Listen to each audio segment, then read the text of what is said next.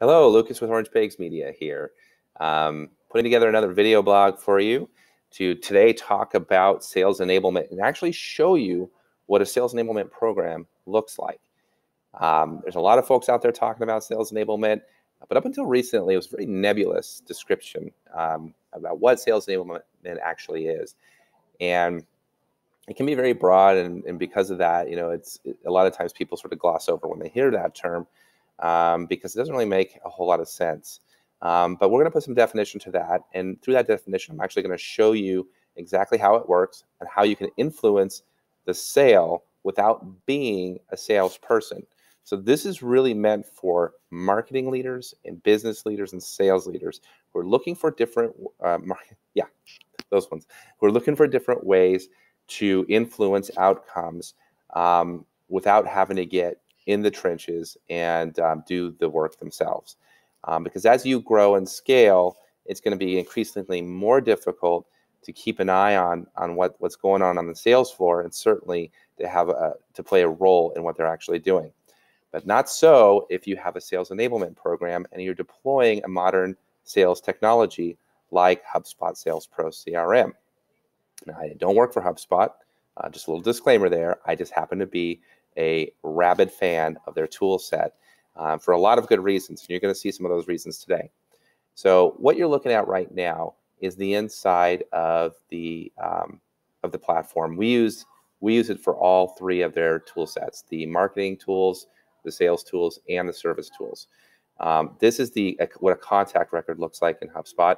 It doesn't matter if you have marketing or sales or service; they all look the same. The features that are available will, of course, be different depending on which one you have. This is, again, the HubSpot Sales Pro, and we also use HubSpot Marketing Pro. So what you're looking at right now is what an email would look like, but I'm going to go ahead and show you a couple of other features that are involved. You can make notes, and this is what your salespeople would have access to. All of the information, whether it's marketing or sales related, is located in a single timeline. You can filter out different activities, so you can only focus on the things that you want to focus on. And of course, this program integrates really nicely with some outside programs like Hotjar and PandaDoc. You can send emails through it. You can make phone calls through it. You can log just activities through it. You can create tasks or reminders through it. You can schedule events through it. And if you're sending an email directly through it, and you were to go, let's say you want to send an email through Gmail instead, or your Outlook 365, it's actually going to look just like this. The tool will bridge to your Google account or your Outlook 365 account really without any problems. Most of you are using that, one of those programs, and those are the two that this is the most compatible with. So the features that we're going to talk about today are actually within the email tool itself. I will tell you that we're going to focus specifically on the templates and documents tools.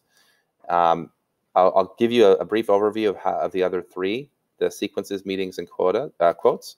But as far as this presentation and just showing you how sales enablement works and how you can growth hack sales outcomes, we're going to focus on those two. So before we get into them, let's talk briefly about sequences. This particular tool right here is basically a way for sales to control email nurturing campaigns. So when a lead comes in, whether it be through inbound or through any outbound efforts, we often want to get it into the marketing funnel as quickly as possible. But depending on the interactions that sales are having, you might want to put the control of those emails and things in the hands of sales. So that's what sequences is all about. Meetings is where we insert a link into the emails, or you can put this link anywhere. You can put it on a landing page of your website too. But this link will give people access to your calendar so they can book an appointment, not just unfettered access. It's a very closed environment, and you can control all sorts of different parameters for that meetings tool, such as I need at least 2 hours notice for this type of meeting, or I need a 30-minute buffer on the back end of this because sometimes these meetings run long. But each of these links you can create for different purposes. We have several dozen links in there that we're using and drawing from on a consistent basis. Later on, we can actually look at the impact of each link as well. We can see how many times that link has been viewed and how many times it gets clicked. So obviously pretty valuable information if we're trying to see what the impact of those links are. And that's really the sort of the core of it, of sales enablement. It's about creating measurable outcomes and then optimizing based on those results. The last feature here is the quotes feature. And so I will actually go into this into much more detail on another blog, video blog in the future, because it's such an awesome feature where we can actually create products, a product library. And if you're used to using Salesforce, when you get a deal, you would call it an opportunity, and that opportunity would be associated with the contacts in the company records, but all the details specific to that opportunity would be housed there. Same thing in HubSpot. It's just called deals, and we can assign those products, and those products could have predetermined values to them, both on the cost and the internal costs that are associated with it. So you have profit margins. And so when a upper management or sales leader is looking at your salespeople's pipelines, you can see what the value, not just where somebody is in that pipeline, but the value of that particular deal. So if you have a big deal that comes up, you can even set triggering events to notify upper management or sales leaders, look at the size of this deal so you can get more hands and eyes on it to make sure that it goes through. So having that kind of information is obviously very important. And certainly when we're projecting sales outcomes, having that kind of objective view on it will give you a much better way to see what's actually coming down the pipe. That quotes tool basically pulls from those products and will create a pretty basic proposal or a quote that you can send out and, of course, embed directly into these emails. So pretty cool feature. So that's those three. But again, we're going to focus on templates and we're going to focus on documents. So the templates, I'm going to pull from a template that I've been sending out recently. Ever since HubSpot announced their partnership with Vidyard, which is this video recording tool that you're looking at now, I've been going through my contacts and had my sales team going through their contacts and sending out videos depending on what the person downloaded. The big one that I'm really focusing on right now are people who download either the Getting Started with Inbound Marketing guide or the Inbound Marketing Playbook. And the video I'm putting together is basically this is your journey video. We have sort of a generic your journey video that you can find on our website as well. But I like to show people their own specific timelines and show them what pages they looked at, what got them to our website to begin with, and show them some interesting ways to use that information to spark up interesting conversations. Or sometimes people come in and they give fake information, or they only download one thing, but they look like a really interesting prospect. And so there's a way to use these tools to get the real information and find ways to reach out and make contact with them very quickly. And there's actually another blog post out there, which I'm sure there'll be a link somewhere around this one, that shows you how I restaged an exact scenario that I had gone through with one of our prospective clients recently, and how I was able to find an individual and get them on the phone very quickly after they had given me very basic information and actually gave me false information around what company they were working for, and they used a Gmail address, so there was really no way to use their domain, and their name wasn't a very unique name. It was somewhat common, but through these tools, I was able to track them down very quickly and make great contact with them. So that's a different blog post. So right now, I'm sending out these videos, and it's just like when your salespeople make contact with somebody on the phone, or they're trying to reach out to somebody. They're sending out tons of emails, dozens of emails a day, maybe even 100 or more emails in a single day. And for you to help influence their outcomes, it's impossible, because how do you know what emails they're sending? How do you know that they're cohesive and efficient and using your brand messaging the way you want them to use your brand messaging? How do you know? So if we use templates and we provide them with templates, not only does it give them quick access to the kinds of messaging you want them to have, but it also allows us later to go back and measure those results, which I'm going to show you exactly what I mean by that. So I'm going to pull from this library.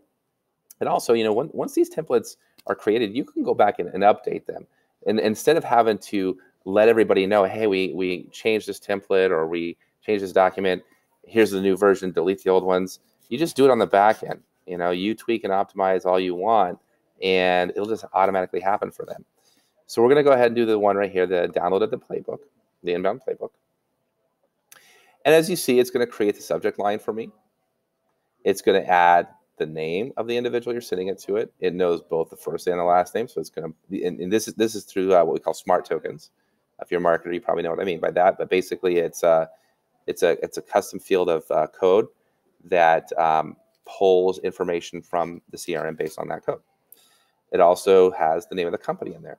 And so this is all stuff that it's pre-programmed. So that I put that in there to make sure that when sales is sending this out, that there's no blank spots or fields that we don't want people to see. And additionally, what I'm going to do is I'm going to add a video. This particular one is meant to house a video. So in order to grab that video, I'm just going to come down here and click the video icon. That video icon is going to pull up all of the pre-recorded videos that we already have. It's also going to give me the option to insert a new video that I can record right then and there. This is a feature that is available in the HubSpot Sales Pro CRM, and it comes at no additional cost. And so now we got the email, I've got the video, and I can hit send. But what if I'm writing this email at 6 o'clock in the morning or 10 o'clock at night? Do I want to send it right then and there? Maybe. What if I'm writing it in the middle of the day? Do I want to send it then and there? Maybe. Who's to say? What objective reasoning do you have to make that decision? Ask your salespeople. When do you send emails? What do you find to be the most effective? And hear what they have to tell you. And I'll tell you one thing, it's not scientific. They may have an idea or a hunch, some intuition, and some of your more savvy salespeople who probably drive you crazy because they spend way too much time researching stuff like this, they might actually have a pretty good idea, generally speaking, when the best idea is to send an email. But it's not specific to an individual. So I'm going to go down and hit the Send Later button. Send Later is going to tell me the best time to send within 24 hours and the best time to send this week. So depending on the nature of the email, if I'm getting blown off and they're like, hey, just send me information, I'll look at it when I can, then I'll say the best time to send this week. If there's a meeting tomorrow or the next day and I want them to fill out a form, I want them to download something, I want them to look at something, I'll pick the best time within 24 hours. And all I have to do is hit schedule and it automatically goes out. Pretty cool, huh? So that's it. That's how the email templates work. That's how it elevates your collateral and your influence as a marketer or sales leader to the sales floor. One other thing I want to show you is, you can still edit these just because it's a template. It's not rigid. It's not uneditable. We can add another line. Maybe you had a conversation, and one of the other things you wanted to do was send an article to them or a piece of sales collateral. So in this case, I'm going to add a flyer. So here's our flyer as requested, or whatever you want to say. Now, I can do this one of two ways. Now, I'm going to go up here, and I'm going to grab through this Documents tool, which I promised you I would show you. And I'm going to grab the sales collateral. And it's going to create a link and pop it right in. I could also click on that and change, say, here's our flyer. Right?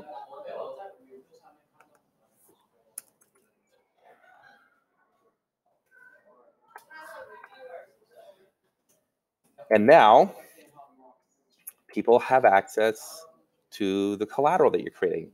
So every time you update this collateral, you don't have to circulate it again in another PDF to everybody and hope that they all delete it.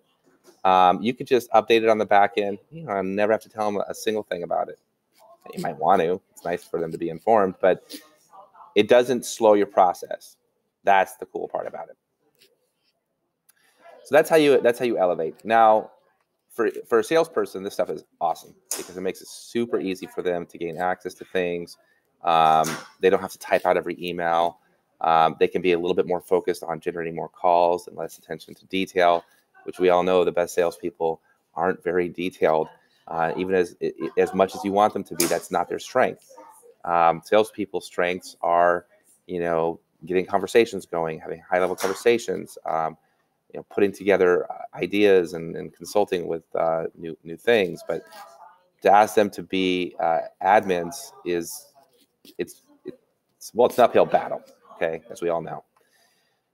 So the next thing I'm going to show you, though, is how you can influence outcomes beyond just supplying this stuff. Let's talk about how to measure the results for individual things. So what you're going to do is you're going to go to reports here in HubSpot, and you hit Analytics Tools. Take you to this page, and this gives you access to all the different tools. Some of these are beta, so some of these might not be available to you. We're HubSpot partners, so we request to be on these beta programs. But the one we're really going to focus on is not in beta. It's the Sales Content Analytics tool, because this is where all the sales enablement magic occurs. So after clicking on that, it's going to take to this page. This page is actually already settled on the email templates. And so I've already got 5 email templates that have been selected. These email templates are going to show us 4 data points: the amount of sends, the amount of opens, the amount of clicks, and the amount of replies. And so that kind of information, if you think about what is this email doing for us, this will tell you. This particular email I'm sending out right now doesn't have very good statistics in terms of open rates.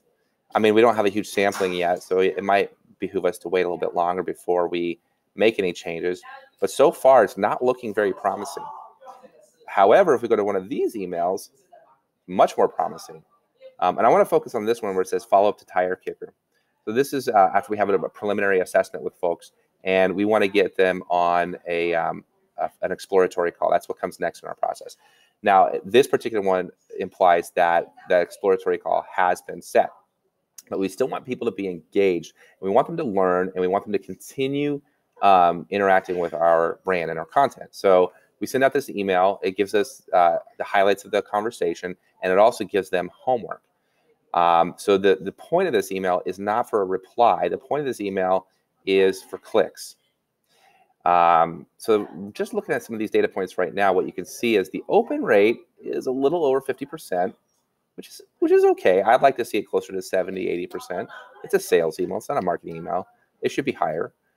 The click rate's pretty high, though. The click out of the the people that open it, everybody, it says we have like 120% of people clicking it. So that means some people are clicking it multiple times, but that's actually very promising. So the click rate's great. I'm not worried about the click rate, but I'm going to work on ways to improve the open rate. And so that means playing around with the subject line. It's not a terrible open rate, but it's not great. So I'm not going to make huge sweeping changes to that subject line. I'm going to make small changes. If I look at something like the download the Inbound Playbook, though, or even this one, the new video tool, I'm going to play maybe make more drastic changes in that subject line. And so that's how marketing can influence sales emails. I mean, these are sales emails. These are not marketing emails. Remember that. So, and of course, these insights continue to hack, continue to update. Really, really cool feature. So that's how sales enablement impacts the emails. The next thing I'm going to show you is the documents tool. And so I have it a little off kilter here, so I don't want to show you any company names and give away any confidential information. But this basically shows us data points around people clicking and viewing collateral like this, like slide decks. So after you go through a goal setting and planning call, which is the step that occurs after the discovery call, by the end of that call, I'm going to send out the slide deck that I use, and that slide deck is going to have some pretty detailed information on the plans that we've collaborated on with our prospective clients. And I want them to look at it, and I want to know where they're looking and where their interests are. Where are their eyes when they click off of it? And so this will give us total visits, number of visitors, how many times it's been shared, and how much time people are looking at it before they click off. So some of these are pretty long. I mean, you got 10 hours on this one, which tells me, and this particular deck is a when we kick off with a client, we'll send out a kickoff deck, and they'll basically say, here's your program. And it's a tool that our production team will look at a lot, as well as our clients. And so having it open 10 hours just means the production team is looking at it while they're working. So that's not surprising there. 15 hours, the same sort of thing. Well, this one's a goal setting and planning deck. So that tells me that people are spending a lot of time looking at this one. That's great. 1 minute's not good. 1 minute is not good at all.